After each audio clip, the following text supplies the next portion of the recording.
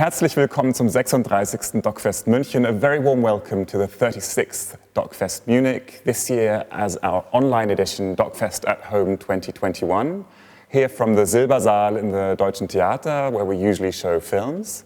My name is Daniel Lang, and I'm going to host this Q&A. The film we're going to talk about is called Molecules by Andrea Segre in our section Best of Fests, and it's a German premiere. Hello, Andrea. Hallo, wie geht's? Gut, danke.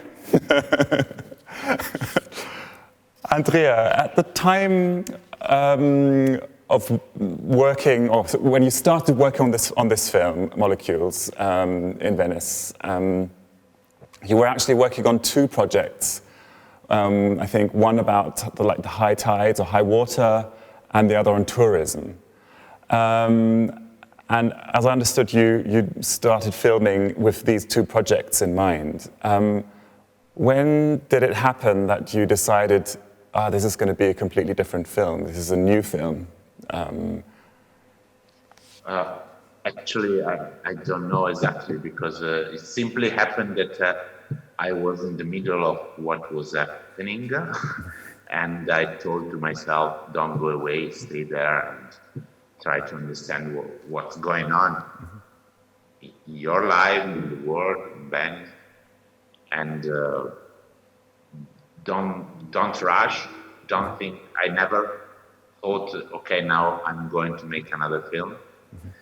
I simply felt that for my personal life, I had to stay in Venice, because normally I live in Rome, but my father was born there, and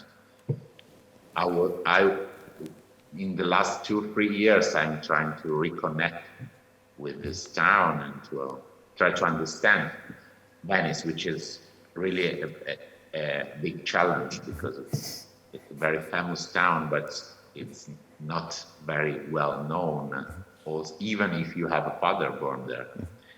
And it's very difficult to enter in a dialogue, in a relation with the soul of this town. And the meaning of this town. And it happened that I found myself in the middle of this incredible journey, which was incredible for every one of us. But believe me that in Venice was incredibly incredible, because what happened in Venice, that the emptiness of the town was really like a filter in the time, not only in the space. Because if you think about Munich or New York or Rome, of course, the town were empty, but they were still similar to the nowadays town. If you put away boat and tourist and human being of nowadays from Venice is quite similar to the Venice of 4 or 5 centuries ago. So it was really a journey in the time. And this journey in the time was also a journey in my past, in my personal past, in my relation with my father. But I never understood it very clearly while I was there. I simply told me, okay, stay there, use your eyes and your camera to somehow write down what's happening. And when I came back home in Rome, where I am now, I started to rewatch all the images I shot. And I started to think about what to write Molecules, but while I was, it never happened to me to be here with myself in this journey. And the decision to incorporate like the Super 8 footage and the photographs of your father's archive, or your father, did that come? It happened later. So it later, okay. I started to Venice on the 22nd of February. So 8 days before the lockdown, the big crisis. And I came back home the 1st of April. In these 40 days, I simply decided to stay there. Then, when I came back home, I started to think about everything. And I decided to work on the archive of my father, on the memory of my father. When you open closed boxes in your house and you start to read again old letters or to watch again old pictures, because now they have another meaning. And everything happened later, but the shooting happened before. So it's a film which somehow it's a film born without thinking that was going to be born. So it happened like life. Yeah. Okay. It's on the one hand, it's a very, very personal film, but it also transcends this, I think, on another level, because it's not just navel gazing. It's more. There's more about the city. There are other themes that you explore. But you just said it was like the film happened. But was it then difficult for you to basically show this personal side of you, basically your reflection on your father and the loss of your father? Was that difficult for you, or was it like It was and it's still my big question on the film. So I don't have a question about my personal need to reflect about this. My question is why I should tell to the people, why the people should listen to my reflection, my personal reflection on my father. Of course, I'm not the first director or the first artist who speak about his father or his mother. So it happens in art, it's something normal. But in my art, it never happened before. So my film, my documentary, and my films are not about myself. So it's not something that happened also in other moments. So my personal question was always why people should be obliged to listen about this story, somehow. Why should I pull the people inside my house? That was my fear, my doubt, since until the last moment. Then what happened that when I started to share this idea with my collaborator, my producers, and so on, they told me, listen, what happened to you actually happened to thousands of people. So what the strange situation to be closed in our houses, to be stopped in our lives, and brought a lot of us to rethink about something of your life, to reestablish a relation with your intimacy, with your sense of existence. And so basically I started to think that the film was not only about my father, was not only about Venice. The film was about the fragility of existence and consciousness of this fragility. And Venice and my father are two somehow teacher of this fragility in my life. I think you talk about a fragile equilibrium or a fragile balance, I think, at one point in the film, and I think that sort of summarizes this very nicely. Yeah. It's this incredible nonsense of life, that it's amazing, beautiful, and amazing nonsense. I have a question. Venice is a symbol of this. So the craziness of building a town on the water, it's really a challenge to the fragile meaning of existence. And the Venetians, they not only decided to build this town on the water, but they decided to build it extremely beautiful. It's really a challenge to the material limit of existence.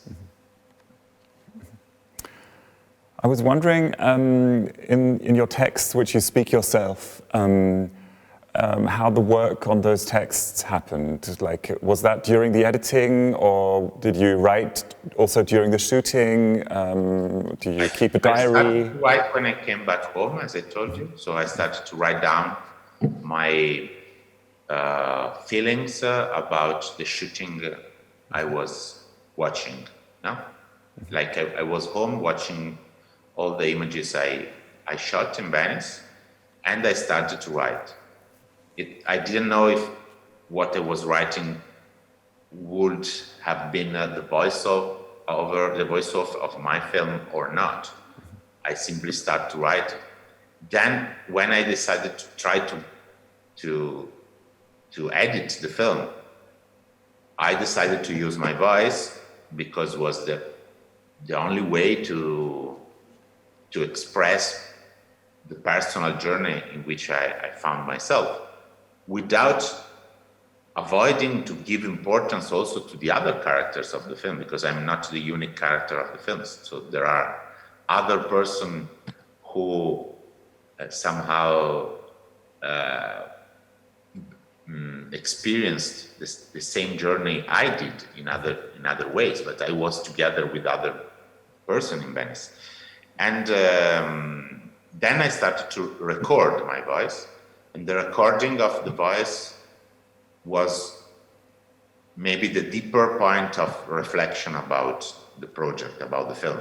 So while I was recording the voice, and it happened at least 6-7 times, I went to the studio of Teoteardo, the musician of the film, and I recorded, and then I was listening again, and then something happened, and I was going to record again.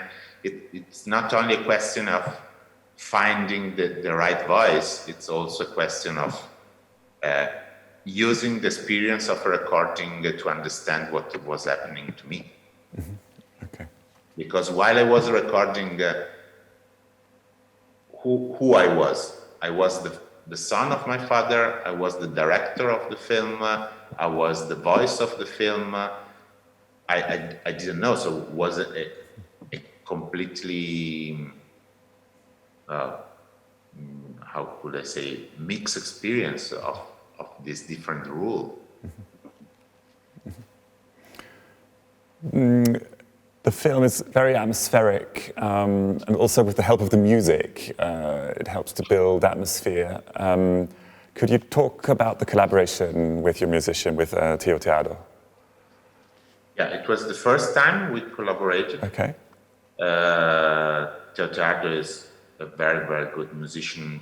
He works a lot for cinema and theater. But actually what I really love of his art, it's his side his career as musician, not as a musician for cinema. What I really love to listen his music played to be simply music and not to be sound bites. And I love his work with theaters.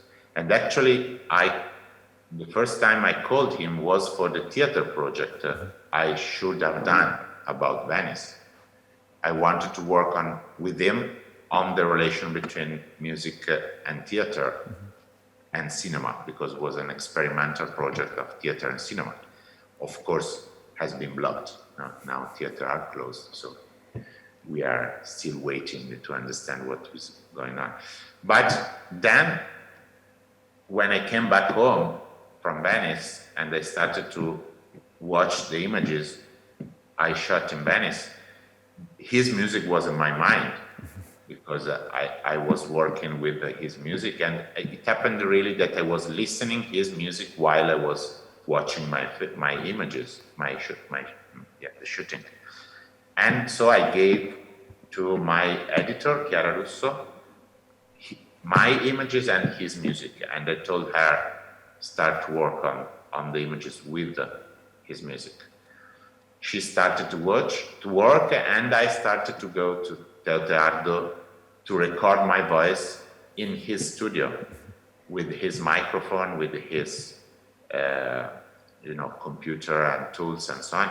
And it was very important to have the recording of the voice in the same studio where the music of the film was born. And it was really a very interesting dialogue on this process.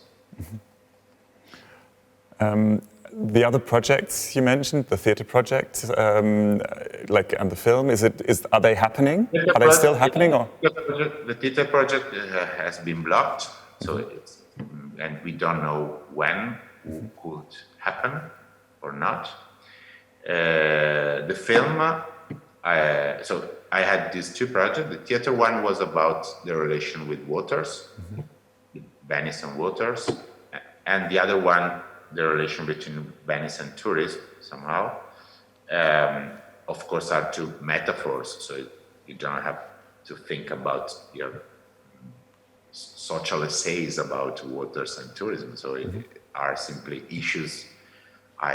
So like roads, I was working on to find a way to enter in the identity of Venice and the identity of myself somehow. And the film about Venice and tourism, it was shot, and I'm at the end of editing, and will be my new film in the theaters when will be. But now, so yesterday we opened the theater in Italy. Ah, good. Okay, yeah. Fantastic. And now theaters are open, and of course we are still trying to understand what's going on. So fingers crossed. Yeah. You're a father yourself. I think we see your child in the film.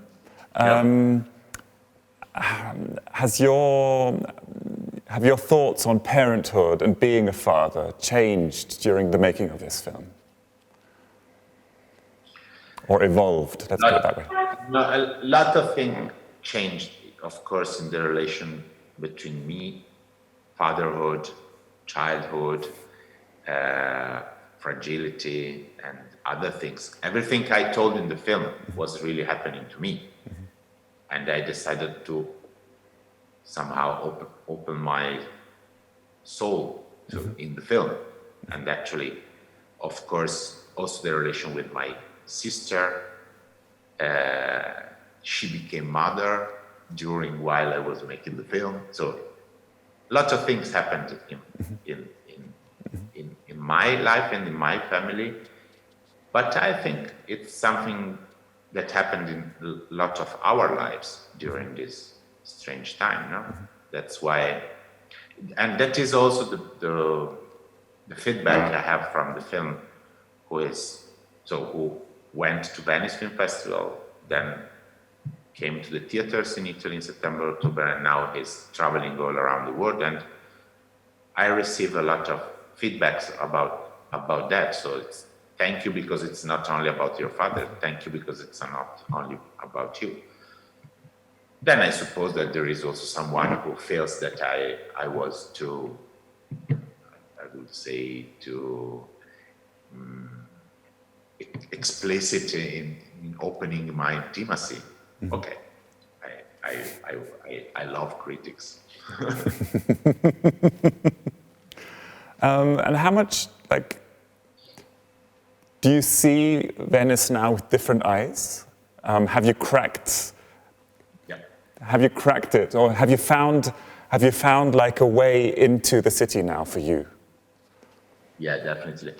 Walking in the city during those days, in this incredible silence, in this incredible relation between waters and lives, between beauty and fear. It was really an amazing experience. And actually, I tried to film a little bit, but there were a lot of moments when I was simply walking without filming. My camera was like a dog. if you had the dog, you could go out with the dog also during the worst lockdown. And with my camera, I was allowed to go around. So police and they didn't stop me because they thought I was a journalist. No? So I had authorization to go around. The camera was quite big. Yeah, the dimension of a dog about. And walking around in those days was a deep experience that now reestablished my relation with the town. And now I know so there are places, roads, calli, campi on Venetians, which are meaningful for me, not only for the memory I had when I was a child. And then, the reason why it was very difficult to establish a relation to me with the town, because the town was completely confused by the mass of tourism. So it was really difficult for everyone to go around Venice until 2 years ago. It was really a town where, so if a friend of mine told me, "Oh, let's go to Venice," the first, and everyone, if you tell to every Italian, the first feeling you had was, "Oh shit, how I could survive." No? Let's go to Venice tomorrow. Oh, why? How can we do it? No? That was really a big challenge to go in Venice and to feel Venice. No? So if you think about it, it's a town of nowadays 50,000 citizens and 25 million tourists.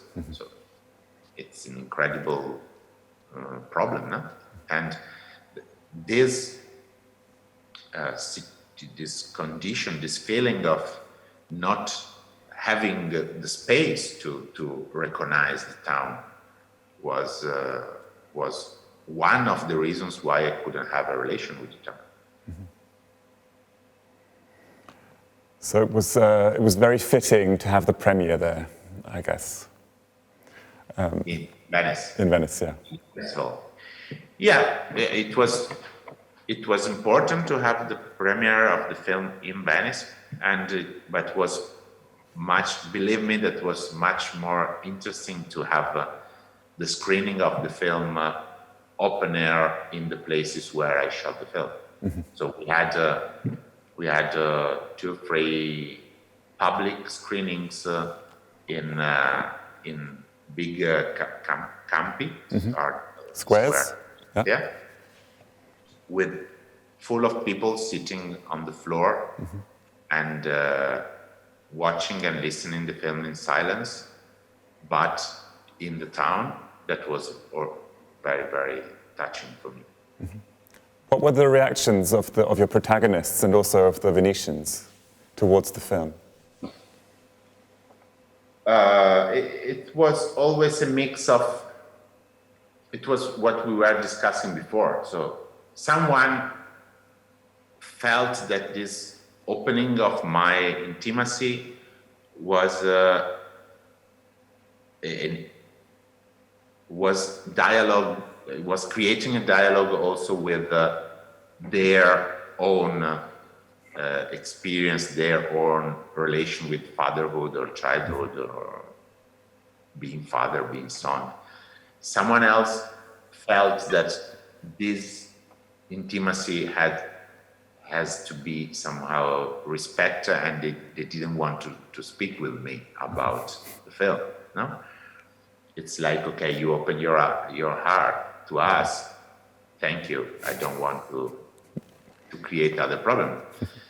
But the film was also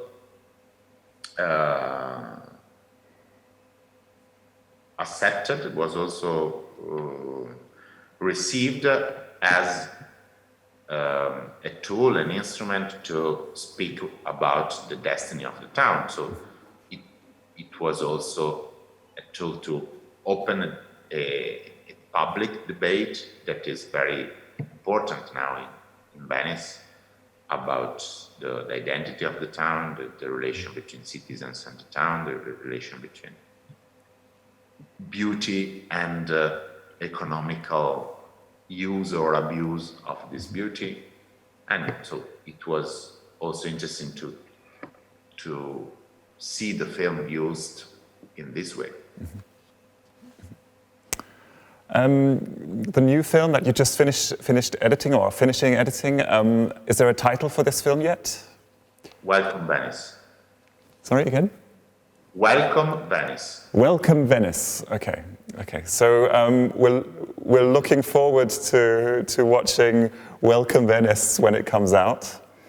Andrea, thank you very, very much for talking to us.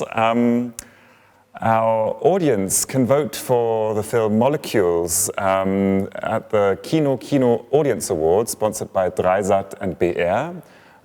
If you want to give your vote to this film, then just visit our homepage and go to the film's page. And you have the chance to watch Molecules until the 23rd of May online. Andrea, thank you very, very much. And hopefully see you next time in the cinema.